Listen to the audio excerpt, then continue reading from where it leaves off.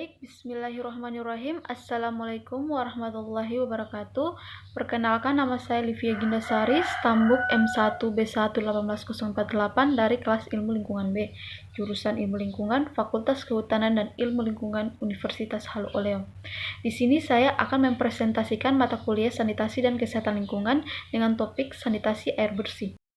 Baik, pada pembahasan kali ini ada beberapa rumusan masalah yang akan saya paparkan. Yang pertama, apa yang dimaksud dengan sanitasi air bersih? Yang kedua, berapa kebutuhan rata-rata air yang dibutuhkan untuk minum sehari? Yang ketiga, berapa kebutuhan air di suatu rumah tangga untuk masyarakat di Indonesia dalam sehari? Yang keempat, air bersih dapat dimanfaatkan untuk kehidupan sehari-hari, maka air bersih harus memenuhi persyaratan fisik, kimia, biologi, dan radiologi. Yang kelima, penyakit yang ditularkan air dapat dibagi menjadi 4 bagian, yaitu waterborne diseases, water-washed disease, water-based disease, dan water-related disinfector mekanik. Dan jelaskan masing-masing bagaimana cara penularannya, jenis penyakitnya, dan dampak terhadap kesehatan, serta jelaskan upaya penanggulangan masalah air sanitasi air bersih di Indonesia dan bandingkan dengan 2 contoh yang diterapkan oleh negara lain. Adapun tujuan dari pembuatan makalah ini ialah untuk menjawab pokok-pokok dari rumusan masalah. Selanjutnya, pembahasan yang pertama yaitu apa yang dimaksud dengan sanitasi air bersih. Yang pertama, sanitasi. Sanitasi dalam bahasa Inggris berasal dari kata sanitation yang artinya sebagai penjagaan kesehatan. Ehler dan Stell mengemukakan bahwa sanitasi adalah usaha-usaha pengawasan yang ditujukan terhadap faktor lingkungan yang dapat menjadi mata rantai penularan penyakit. Sedangkan menurut Ashauer mengungkapkan bahwa sanitasi adalah usaha kesehatan masyarakat yang menitik beratkan pada pengawasan teknik terhadap berbagai faktor lingkungan yang mempengaruhi atau mungkin mempengaruhi derajat kesehatan manusia. Isnaini 2014.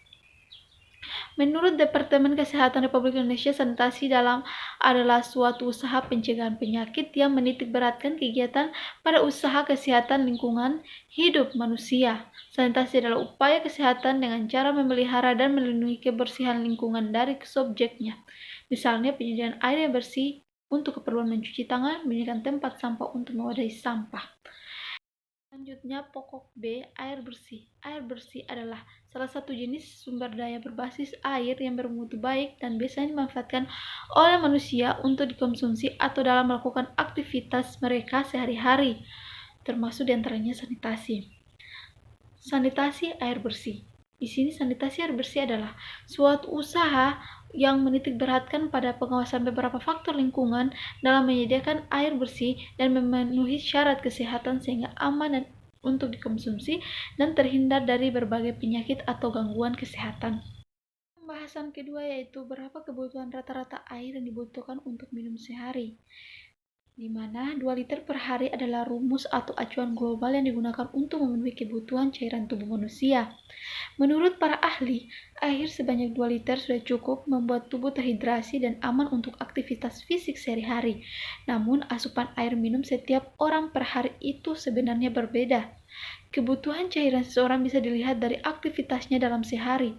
Kalau keseharian tidak terlalu berat, aktivitasnya tentu berbeda dengan seseorang yang mempunyai aktivitas fisik berat. Selain itu, kebutuhan asupan air minum per hari juga perlu dihitungkan sesuai berat badan seseorang. Tentunya berbeda kebutuhan cairan orang yang mempunyai berat 45 kg dengan orang yang mempunyai berat 90 kg. Menurut Dr. Devia Iren Putri, kebutuhan air minum yang sesuai dengan berat badan seseorang hubungan terkait metabolisme tubuh. Secara otomatis, semakin berat tubuh seorang, maka semakin tinggi metabolisme tubuhnya. Baik, di sini ada takaran normal agar tidak kekurangan cairan. Bisa dilihat. Selanjutnya yaitu poin ketiga, berapa kebutuhan air di suatu rumah tangga untuk masyarakat di Indonesia dalam sehari. Pemakaian air rata-rata rumah tangga di perkotaan di Indonesia untuk golongan ekonomi menengah ke bawah adalah 169,11 liter per orang atau per hari, sedangkan untuk golongan ekonomi menengah ke atas sekitar 247,36 liter per orang atau per hari, di mana kegiatan mencuci pakaian merupakan pemakaian air terbesar dalam rumah tangga setelah keperluan mandi. Mencuci baju menghabiskan air hingga 30% dari konsumsi air dalam rumah tangga secara keseluruhan, sedangkan 70% dari jumlah tersebut digunakan untuk pembelasan. Di sini adalah persyaratan kualitas air fisik, kimia, biologi, dan radiologi, dan bandingkan apakah ada perbedaan dengan persyaratan dari dua negara lain, di mana dari pokok pembahasan ini ada Permenkes nomor 907 garing Menkes garing SK garing F11/2002. Bisa dilihat di sini ada persyaratan kualitas air minum yang pertama itu bakteriologis, yang kedua itu kimia, yang ketiga itu fisik. Dan poin B yaitu Permenkes nomor 416 garing Menkes garing per garing 1X. Di sini juga ada lampiran peraturan Menteri Kesehatan Republik Indonesia, daftar persyaratan kualitas air bersih. Bisa dilihat. Selanjutnya yaitu ada perbandingan dari negara lain. Di sini ada dari negara Amerika Serikat dan negara Belanda. Yang pertama itu dari negara Amerika Serikat, di mana penggunaan kembali air limbah olahan untuk penggunaan yang tidak dapat diminum juga menjadi semakin umum. Polusi melalui pembangunan air limbah masalah utama di tahun 1960-an sebagian besar telah berhasil dikendalikan, di mana sistem air publik yang melayani lebih dari 25 pelanggan atau 15 koneksi pelayanan diatur oleh Badan Perlindungan Lingkungan Amerika Serikat EPA atau Badan Negara bagian di bawah Undang-Undang Air Minum Aman SDWA. 11% orang Amerika menerima udara dari perusahaan swasta yang disebut milik investor di daerah pedesaan. Koperasi seringkali menyediakan air minum, akhirnya lebih dari 13 juta rumah tangga terlayani oleh sumur mereka sendiri. Sistem air yang diatur oleh EPA dan pemerintah bagian di bawah Clean Water ACE atau CWA, Komisi Utilitas Publikat, layanan pembantu layanan yang dibebankan oleh utilitas swasta. Yang kedua yaitu Belanda, di mana kerangka hukum sektor air Belanda terdiri dari Undang-Undang Pasokan Air tahun 2005 dan Keputusan tentang Pasokan Air yang sesuai, serta Undang-Undang Dewan Air tahun 1995. Dalam pemerintahan, dua kementerian berbagi tanggung jawab untuk sektor ini, itu Kementerian Perumahan, Tata Ruang dan Lingkungan Hidup disebut FROM menggunakan singkatan Belanda. Bertanggung jawab atas penyediaan air dan layanan kesehatan masyarakat, di mana itu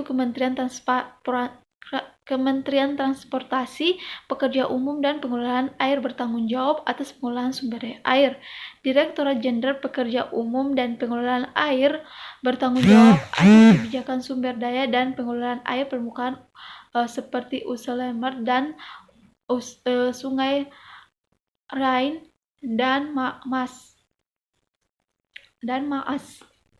Bekerja sama dengan Dewan Air, Inspektoral Kementerian Transportasi, Pekerjaan Umum dan Manajemen Air bertanggung jawab untuk melakukan pengawasan terhadap peraturan. 12 provinsi di Belanda bertanggung jawab atas pengelolaan air tanah, misalnya melalui izin pengambilan air tanah. Mereka biasanya mendelegasikan fungsi terkait udara mereka ke Dewan Air. Poin keempat yaitu kelima yaitu penyakit yang ditularkan melalui air dapat dibagi menjadi 4. Bagian yang pertama yaitu waterborne disease. Secara prinsip merupakan penyakit yang ditularkan melalui air yang disebabkan oleh mikroorganisme patogen.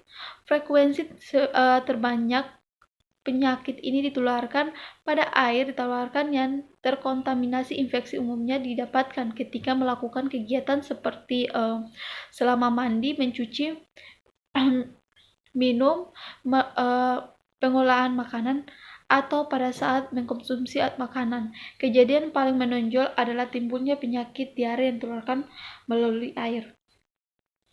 Yang kedua yaitu water set design, yaitu berkaitan dengan kebersihan individu dan umum dapat berupa infeksi melalui alat pencernaan seperti diare pada anak-anak, infeksi melalui kulit dan mata seperti siabis dan trakoma, penyakit melalui gigitan binatang pengerat seperti leptospirosis, penyakit yang ditularkan dengan mekanisme ini memiliki agen penyebab yang menjalani sebagian siklus hidupnya di dalam tubuh vektor atau sebagai interdetained host yang hidup di dalam air, water-based design.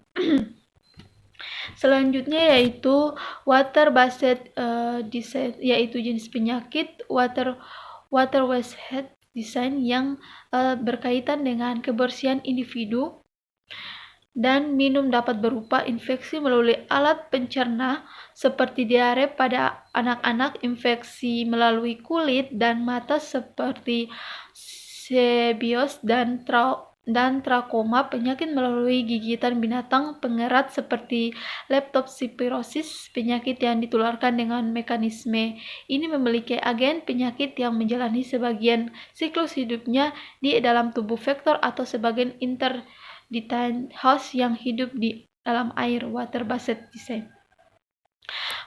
Pokok selanjutnya yaitu D. Water-related insect vector mechanics, yaitu jenis penyakit yang ditularkan melalui gigitan serangga yang berkembang biak di dalam air, misalnya fluoriasis, dengue, malaria, demam. Poin selanjutnya yaitu jelaskan upaya penanggulangan masalah air sanitasi air bersih di Indonesia dan bandingkan dengan dua contoh yang diterapkan oleh negara lain. Yang pertama yaitu upaya penanggulangan masalah sanitasi air bersih di Indonesia. Yang pertama, penetapan hukum yang tegas terhadap pelanggaran yang dilakukan oleh sektor swasta maupun masyarakat sekitar. Yang kedua, teknologi dalam penyediaan sanitasi dan air bersih perlu dikembangkan lagi. Yang ketiga, diperlukan pengkajian terhadap PDAM baik dari segi tugas proses kerja maupun tanggung jawab kelembagaan. Yang keempat, sosialisasi intensif kepada masyarakat pun mengambil peran yang sangat penting. Yang kelima, menanam gagasan pentingnya air bersih sejak dini. Yang keenam, melakukan pertolongan alternatif dengan sedekah air bersih. Perbandingan dengan negara lain, yang pertama dari Singapura. Yang pertama yang dilakukan yaitu daur ulang air limbah dengan new water. Yang kedua, desalinasi. Yang ketiga itu pemanfaatan resapan air lokal. Yang keempat, impor dari Malaysia. Selanjutnya dari negara Amerika yaitu manajemen sisi supply. Yang kedua, manajemen sisi pemerintahan. Yang ketiga, penggunaan kembali air reklamasi. Yang keempat, penggunaan kembali tidak langsung. Yang kelima, penggunaan kembali langsung yang dapat diminum. Yang keenam, pengendalian pencemaran bantuan federal. Baik, di sini merupakan daftar referensi yang saya ambil. Baik, itu saja pemaparan materi saya. Lebih dan kurangnya mohon dimaafkan. Saya akhiri, wabillahi taufiq wal hidayah. Wassalamualaikum warahmatullahi wabarakatuh.